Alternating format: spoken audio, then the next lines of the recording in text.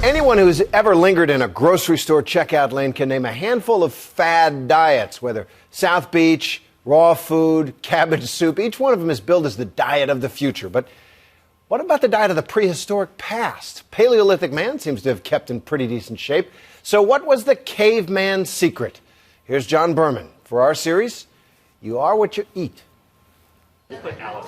On this normal winter afternoon, I might not be prehistoric, but I am eating like Fred Flintstone. They're a page right out of history.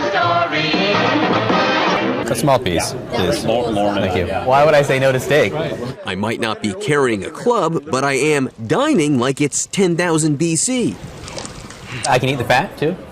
Yes. I might not be a caveman, but I am trying the caveman diet. Good Lord. A small, very small piece, and then I'm done. What cavemen ate was meat. Meat they killed, also vegetables and nuts. What they didn't eat, besides processed foods, was bread, grains, rice, anything that's a product of agriculture.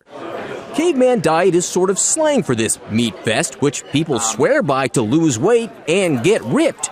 True adherents like to call it Paleo for Paleolithic. Art Devaney started eating this way about 30 years ago. It's a personal question, but how old are you, really? Really? Really.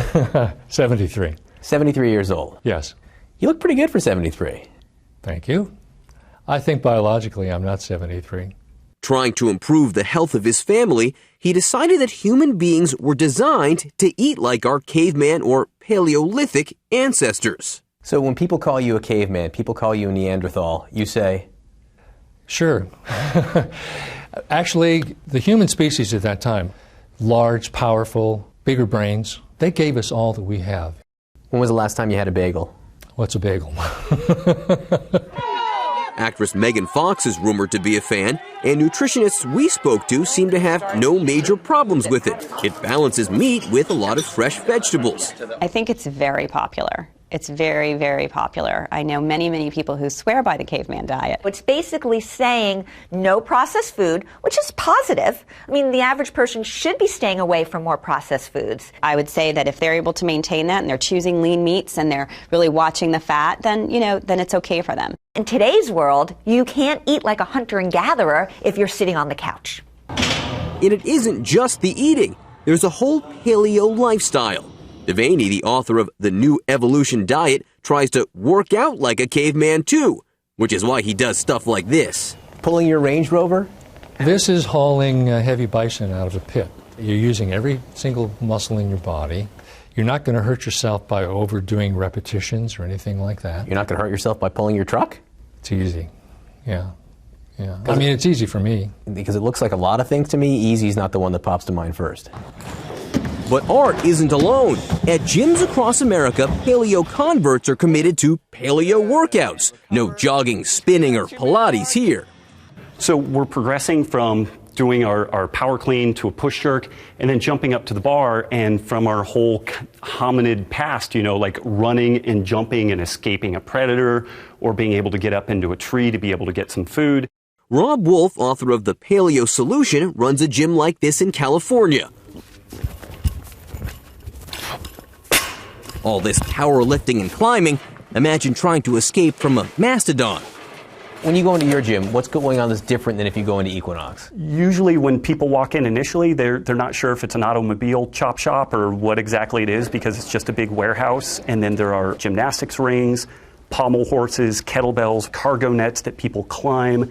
So there's none of the classic gear that you would see in a regular gym. Was the idea to have the caveman workout? To a degree, but it's not a historical revisionist kind of thing. I mean, we're not scratching around under bushes and getting poison oak on us. It's trying to make full-body functional movements that are fun. And because we do it in a group format, I think a lot of the success of my gym and the gyms like it is that there is that tribe element to it. We are in Park Slope in Brooklyn, New York, at CrossFit South Brooklyn. And 3, hold. At the gyms, they love the tribe. And recover. It's transformative, both physically, mentally, and socially. You come in and you're sort of accepted for who you are, and then immediately challenged to get better. But this tribe isn't just about diets and exercise. While the workouts look tough, the tribe knows how to play, too.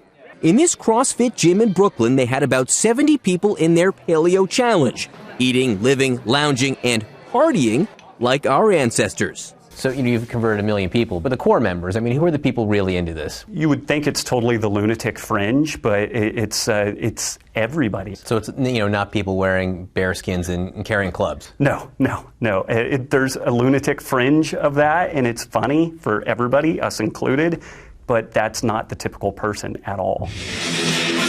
So next time you see a fit guy in a business suit, run to the Caveman. I'm John Berman for Nightline in New York.